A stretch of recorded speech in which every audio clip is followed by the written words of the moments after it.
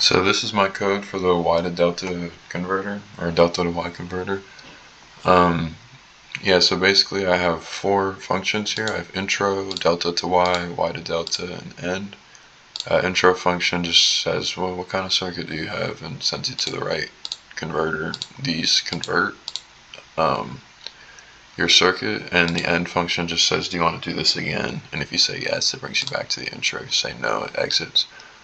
So in the main, I just call intro, and then on the intro function, I basically have this while loop going that says what type of circuit do you have, and then you gets an input. If it's D, sends you to delta to Y.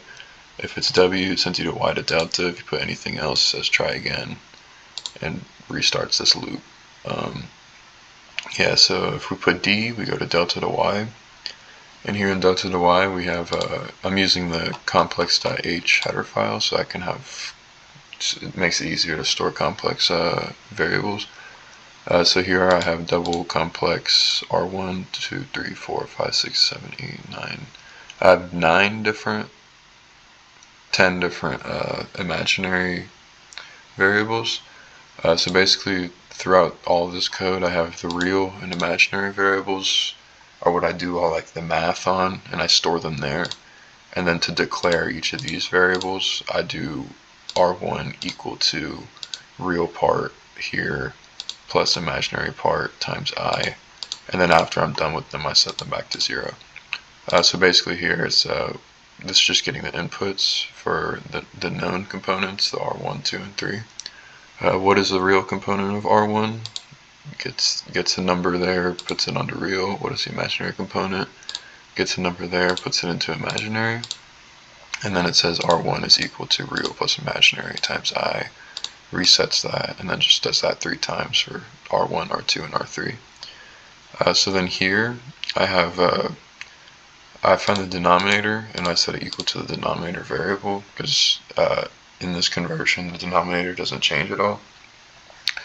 So basically I have real is equal to R1 plus R2 plus R3 real parts. This C real function just gets the real part of each of these variables, and this C imag gets the imaginary parts. Basically just follows the formula, so it's denominator equal to that.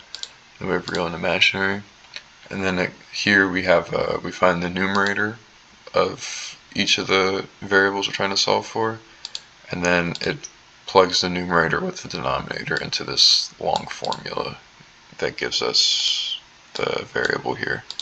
And at the end, I set the numerator equal to 0, because we have to use it again in RB and RC. Looking back on it, probably didn't need this numerator variable. Probably could have skipped this whole part, just did it all right here, but it doesn't matter, it works. Yeah, so basically it follows that process for RA, RB, RC. I'm supposed to say RC.